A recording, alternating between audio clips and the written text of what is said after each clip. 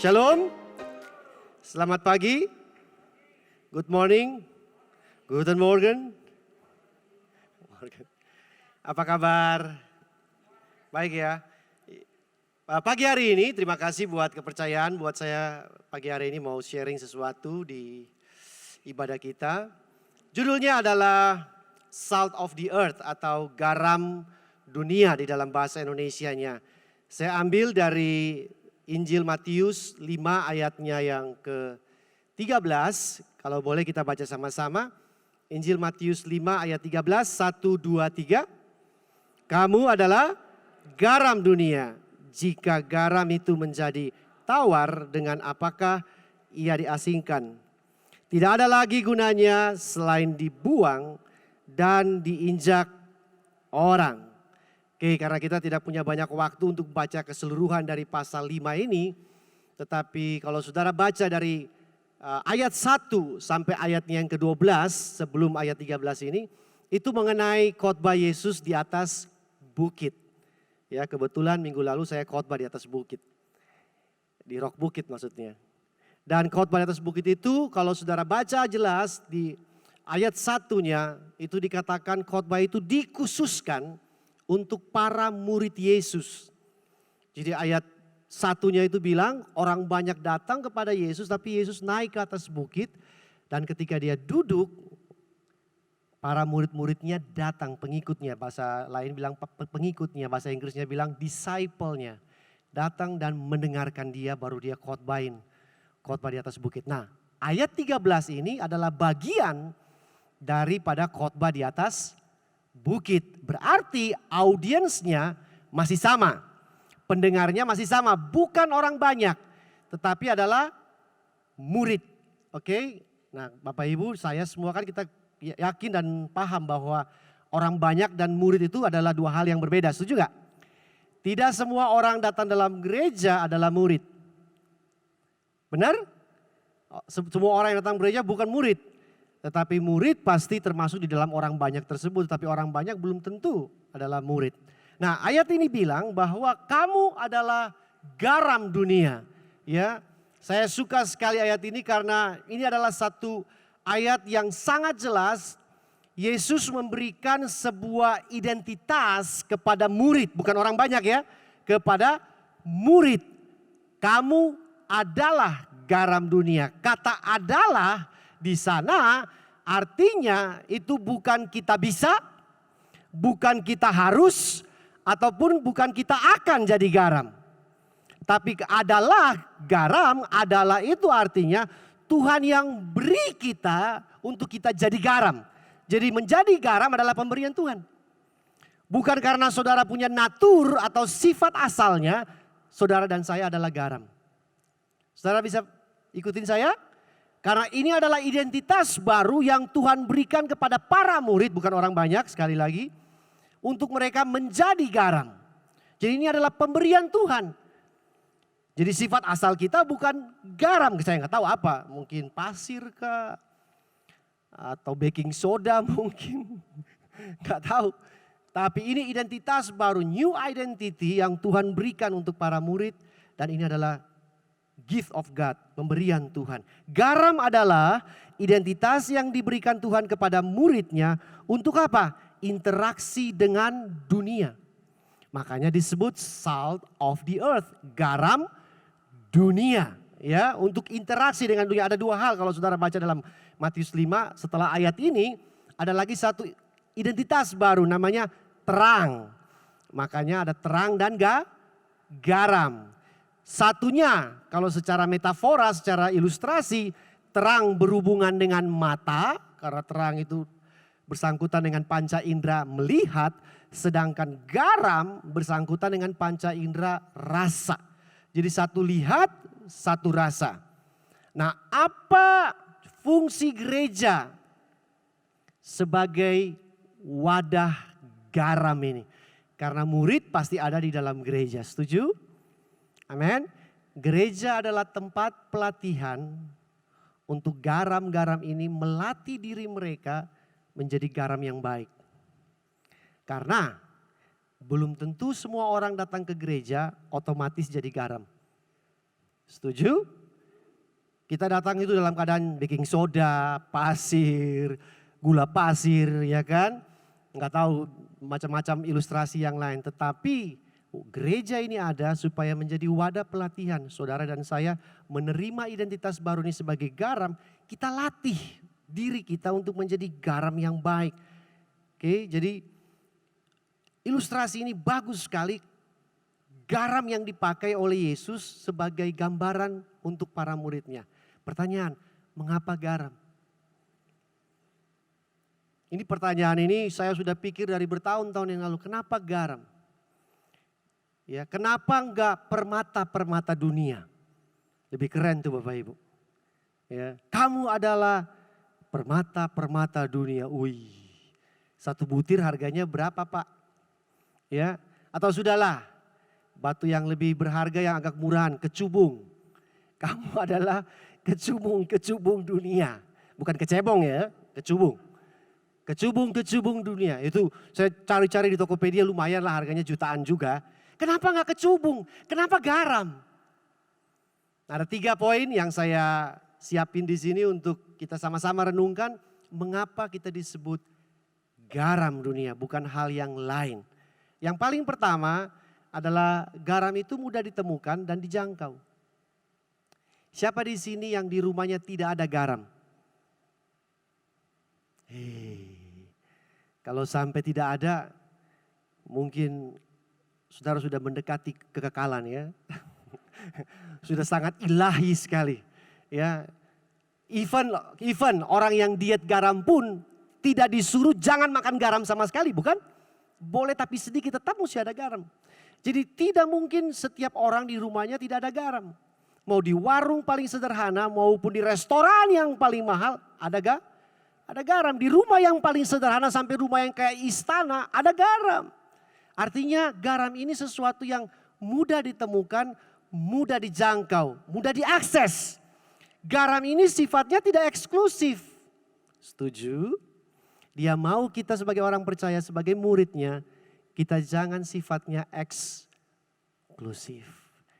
Kita mudah ditemui, kita mudah diakses, kita mudah dijangkau.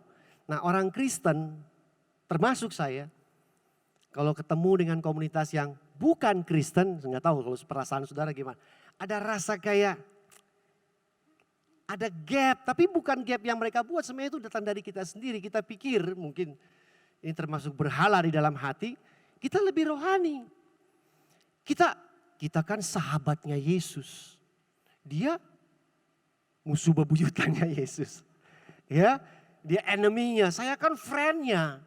Jadi ini tanpa sadar kita bersifat menjadi eksklusif. Nah, saudara perhatikan Yesus katakan garam dunia, yang butuh garam itu dunia. Setuju? Yang butuh garam itu dunia. Memang betul, gereja sebagai wadah untuk kita berlatih menjadi garam. Tetapi saudara jangan terus-terusan ada di dalam gereja terus. Karena yang butuh garam adalah dunia, bukan gereja. Yang paling bahaya adalah secara kedokteran kalau kebanyakan garam. Jadi apa tuh? Ya, garam semua ketemu garam. Ya, tidak pernah ke dunia, cuma di gereja saja. Jadilah gereja gudang garam Indonesia. Karena garam cuman berinteraksi dengan garam. Dan dalam dunia kedokteran kelebihan garam menyebabkan darah tinggi. Tidak heran, no wonder. Kenapa di gereja suka berantem, suka konflik. Ya, tersinggung. Cepat sekali ditoel dikit langsung tensinya darah tinggi. Karena kenapa? Garamnya tidak di tempat yang tepat. Bahkan saya cari-cari referensi mengenai garam. Kenapa dia pakai garam pada masa kehidupan Yesus. Sebelum masa kehidupan Yesus, garam adalah sesuatu yang sangat mahal. Sedikit sejarahnya. Kata salary atau gaji itu berasal dari salarium. Itu garam. Jadi dulu alat pembayarnya katanya sebelum zaman Yesus. Gaji itu diberikan berupa garam. Valuable, berharga. Tetapi Tuhan mau bahwa sekarang ini garam ada di mana-mana setelah dia mati atas kayu salib. Dia menyerahkan nyawanya untuk kita semua. Dia mau supaya kehidupan kita persis seperti dia. Yesus itu pribadi yang mudah diakses. Sampai ada istilah bilang gini, cari orang Kristen lebih susah daripada cari Yesus. Ya kan? Karena orang Kristen dengan agamawinya, dengan semua peraturannya, dengan semua tata caranya, dia bikin benteng yang tebal dan tinggi. Sehingga orang mau datang buat orang percaya, murid orang Kristen lebih sulit daripada ketemu Yesus. Dan dia pakai ilustrasi ini garam. Bahwa kita harus menjadi pribadi yang mudah diakses, mudah dijumpai, mudah diketemukan. Ahli Taurat sebaliknya. Saudara baca, ahli Taurat memposisikan diri mereka sebagai pribadi yang susah diakses. Udah mandi belum? Udah kumur-kumur belum? Kalau belum jangan ketemu saya. Kamu harus bersih banget baru ketemu saya. Tuhan gak mau begitu, makanya Yesus disebut sebagai sahabat orang berdosa.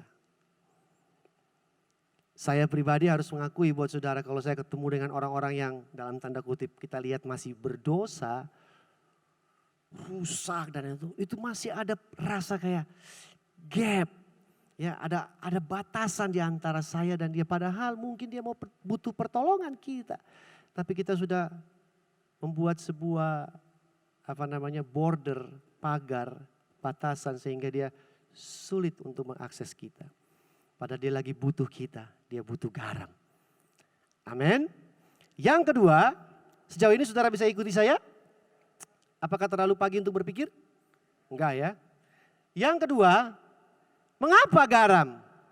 Garam esensinya itu ada pada rasa, bukan pada bentuk luarnya. Jadi esensi garam itu ada pada rasa, dalamnya. Rasa itu berbicara sesuatu yang di dalam.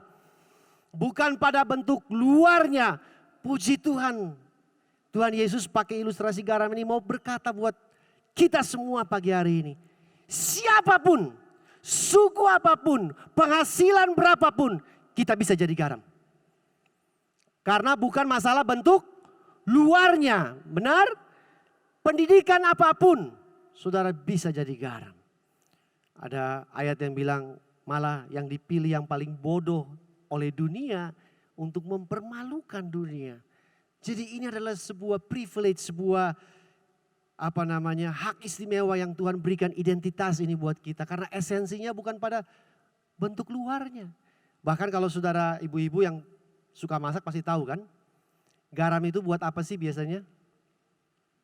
Semua bumbu boleh tidak ada, asal jangan tidak ada garam. Benar gak sih ibu-ibu? Saya bukan tukang masak, istri saya masak. Benar ya? Lada boleh gak ada. Ya, ketumbar nggak boleh nggak ada, boleh habis. Ya, daun bawang boleh habis. Bawang goreng boleh habis, tapi jangan garam tidak ada. Karena itu yang paling esensi membuat rasa makanan kita jadi sedap. Di dapur garam adalah esensi utama untuk menyedapkan rasa. Untuk memperbaiki rasa dari sebuah makanan. Bukan perusak rasa. Dia memperbaiki rasa supaya enak, sedap. Bukan merusak rasa. Nah, gereja adalah wadah pelatihan kita jadi garam. Dan saudara mulai lihat diri saudara sendiri. Saya ada di dalam wadah ini. Saya memperbaiki atau saya merusak. Kehadiran saya memperbaiki rasa yang ada di dalam komunitas ini. Atau sebaliknya. Kita merusak rasanya. Gosip. Adu domba. Ngomongin keburukan orang lain. Ya, nggak memperdulikan orang lain, menyebarkan fitnah, apakah itu memperbaiki rasa? Atau itu merusak rasa di dalam komunitas tersebut? Dari situ kita bisa identifikasi, identitasku ini apa sebenarnya? Garam penyedap rasa, memperbaiki rasa, atau kehadiran saya malah merusak komunitas tersebut. Garam itu bersangkutan dengan rasa, esensinya. Rasa itu adalah dampak. Setuju? Rasa itu adalah sesuatu dampak. Yang kekuatannya itu keluar dari dalam. Karena bukan bentuk luarnya, tapi dari dalam. Jadi kalau saudara ambil, ya ini gak ada orang lakukan sih. Sebuah jus misalnya, jus jeruk, orange juice. Ya, manis banget, sweet. Saudara taruh garam aja di situ, langsung berbeda. Benar gak?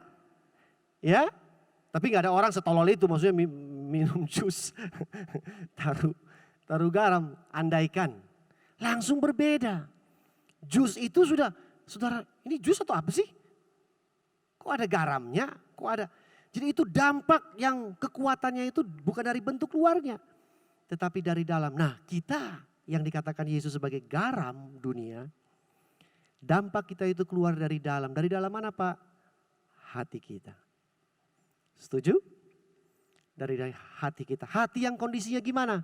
Hati yang sudah diubahkan oleh Kristus. Karena kalau hati yang belum diubahkan oleh Kristus, dampak yang kita keluarin dari dalam tidak baik.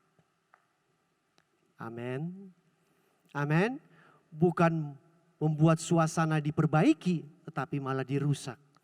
Tetapi kalau hati kita sudah diubahkan, di dalam sana ada kasih Tuhan, maka dampak yang keluar dari dalam hati kita itu memperbaiki, memulihkan, mengasihi, membangun, menasehati yang lain. Yesus berkata dalam Injil Lukas 6 ayat 45, kenapa hati? Karena Yesus bilang hati adalah perbendaharaan dari segala yang manusia itu punya. Ini storage, saudara. Ini perbendaharaan. Perkataan kita, pikiran kita, perbuatan kita, tingkah laku kita tercermin, terekspresi keluar dari gudang ini. Namanya hati. Sehingga sangat penting sekali. Yang seringkali diulang-ulang oleh para hamba-hambanya di depan sini. Saudara, hati saudara dan saya harus diubahkan oleh Injil. Oleh firman Tuhan. Supaya ketika hati kita berubah menjadi lebih murni. Menjadi lebih baik kondisinya. Menjadi hati yang dipenuhi oleh kasih Kristus. Dampaknya akan berbeda. Selain garam itu punya dampak menyedapkan sebuah masakan atau rasa. Saudara tahu juga garam itu mempunyai dampak membuat orang haus. Benar gak sih? Saudara pernah makan garam terus haus? Soto ayam, garamnya agak sedikit ekstra lah, over lah. Atau sate taichan, ya, agak asin.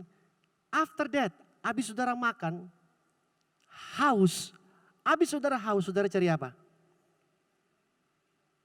Bukan cari uang yang pasti. Saudara cari minum, betul gak? Saudara cari air. Karena haus pasti cari air.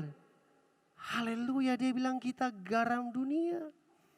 Kita punya posisi sebagai menuntun orang yang sedang haus karena dampak dari kita kepada Kristus yang berkata begini, barang siapa haus datang kepadaku, aku punya air kehidupan. Jadi kita ini cuma jadi perantara. Bisa ikuti saya? Untuk dampak kita membuat orang haus, menuntun mereka kepada Kristus, bukan kepada diri kita sendiri. Karena kalau saudara baca ayat tadi, ayat selanjutnya ayat 15-16 bilang gini, biar orang lain melihat perbuatanmu yang baik dan memuliakan Bapamu di surga. Dulu saya tuh cuma sampai berhenti di perbuatan baik. Oh, berarti perbuatan baik penting. Betul, penting. Tetapi ingat, tujuan terakhirnya, target terakhirnya memuliakan Bapa di surga. Bukan untuk diri kita sendiri. Bukan kita buat dia haus, kemudian dia datang buat diri kita. Kalau saudara sampai gathering people untuk diri saudara sendiri, saudara bukan garam. Karena garam yang Yesus maksudkan di sini untuk menuntun orang lain datang kepada Kristus. Karena dia yang punya air kehidupan. Kalau di dalam diri kita bukan air kehidupan, Pak. air kotor, air keruh, bukan tambah memperbaiki, tapi malah menyesatkan orang lain dengan segala nasihat kita yang gak karu-karuan. Tapi kita tuntun dia kepada Kristus, kepada firman-Nya, supaya mereka menemukan air kehidupan. Tapi kita punya andil, yaitu apa? Hati kita sudah diubahkan, kita punya dampak untuk mereka haus cari Tuhan. Jadi kalau saudara dalam pelayanan saudara, saya pernah kejebak di sana. Menarik orang bukan kepada Tuhan tetapi kepada diri saya sendiri. Ini khotbah saya loh, bagus. Apalagi kalau turun terus ada orang samperin. Pak, khotbahnya keren banget. Wih, itu kepalanya tuh rasanya kayak mau biar. Saudara tahu kan kalau kepala lebih besar dari badan tuh kira-kira gimana? Makanya orang sombong itu paling gampang jatuh, saudara. Karena kepala bobotnya lebih besar daripada badannya. Awal kejatuhan adalah kesombongan. Jadi bukan tuntun kepada diri kita tetapi tuntun kepada Kristus. Anyway, sekarang poin terakhir khotbah saya akan selesai. Saudara boleh tepuk tangan. Berarti saudara suka khotbah panjang. Saya tambah lagi 235 poin.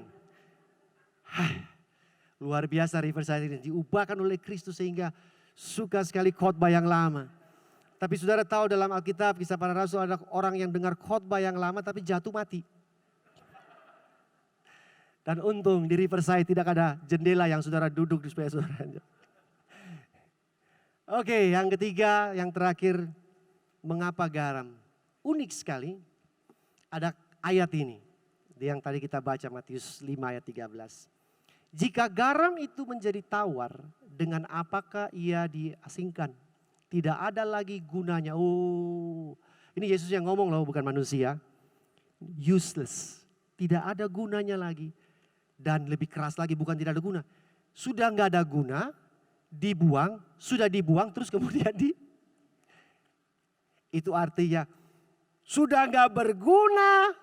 Memang berguna kan, tidak berguna kan pasti dibuang. Sudah dibuang ya cukuplah Pak, diinjak pula. Berarti benar-benar tidak ada gunanya. Nah, kenapa saya pakai poin ketiga ini judulnya senyawa garam? Bisa nggak garam itu jadi tawar? Bisa nggak garam itu jadi tawar? Kalau menurut hukum kimia atau ilmu kimia, garam itu terdiri dari 2 unsur. Coba saudara buka di Google. Apa nama senyawa kimia sederhana garam? Ya, apa anak-anak? Namanya natrium klorida, NaCl, 1:1 ionnya. Saya jadi kayak guru kimia. Padahal dulu kimia saya cuma dapat 3 saudara. Malu banget. Wikipedia. Ya. Artinya garam itu bisa hilang, bisa tidak ada, bisa menjadi tidak berguna, useless kalau senyawa itu dipisahkan. 2 senyawa itu Na dan Cl, natrium dan klorida. Maksudnya apa Bapak Ibu? Kita hanya bisa jadi garam yang baik, menyedapkan rasa, dampak yang baik buat dunia selama Kristus ada di sini. Tapi kalau kita abaikan dia terpisah dari kita, ayat ini terjadi. Garam itu jadi tawar, buang, injak. Artinya tanpa Kristus dalam kehidupan saudara, saudara dan saya nggak punya apa-apa untuk bisa mempengaruhi, menolong orang lain. Karena ada dia di dalam kita, kita berdampak bagi orang lain. Di luar Yesus kita bukan garam. Hanya di dalam Kristus kita jadi garam. Amin. Karena identitas itu dari dia. Bukan natur kita atau sifat alami kita, bukan. Itu datang dari Tuhan. Sehingga dia harus ada di dalam kehidupan kita dengan perkataannya, dengan firmannya, dengan kuasanya. Baru kita bisa menjadi garam. Kita bersenyawa, saya pakai istilah itu, bersenyawa dengan Tuhan. Menjadi satu. Yesus bilang, sebab di luar aku kamu tidak dapat berbuat apa-apa. Termasuk menjadi dampak. Tidak ada gunanya, dibuang dan diinjak orang. Tapi yang dibuang, diinjak orang ini, kalau datang kepada Kristus, Kristus ubahkan, dia menjadi garam yang berdampak kepada orang lain. Amin. Amin. Dan kita semua dulu kan seperti itu posisinya. Tidak ada gunanya, dibuang dan diinjak orang. No value, gak ada nilainya. Tetapi karena Kristus datang, tinggal dalam hati kita, kita terima dia. Kita bersekutu dengan dia, kita bersenyawa dengan dia. Kita menjadi dampak bagi orang lain. Dampak yang baik, dampak yang membangun, dampak yang menasihati. Saya ingin komunitas Riverside ini, kita semua menjadi natrium klorida, bukan natrium yang lain. Artinya saudara ada di sini, saudara berinteraksi sebagai wadah latihan ini menjadi garam yang baik. Saudara benar-benar memberikan rasa yang baik, memperbaiki rasa bukan merusak rasa. Jauhkan segala gosip, fitnah, semua perpecahan dan adu domba. Karena kemungkinan besar saudara bukan natrium klorida atau garam. Tapi mungkin ada zat yang lain di sana. Kimia yang lain di sana yang bercampur dengan hati kita. Sehingga kita esensinya bukan garam ini. Saya baca-baca ada satu garam yang lain namanya natrium sulfat. Garam juga. Tapi garam itu dampaknya berbeda. Dia itu dipakai di dunia tekstil dan kertas. Itu racun saudara untuk membersihkan. Saudara dan saya natrium yang mana? Saya yakin banget kalau Kristus yang di sini, saudara pasti mempunyai dampak yang baik. Tapi kalau bukan Kristus yang di sini, segala macam yang bukan Kristus yang di sini, kemungkinan besar kita bukan memperbaiki rasanya, tapi kita merusak rasa. Kita bukan menjadi orang yang kalau orang lihat kita, ini murid Kristus. Tapi orang waktu lihat kita dia bilang, hati-hati Pak. Jemaat mana? Riverside, betul Riverside. Tapi yang ini hati-hati yang ini.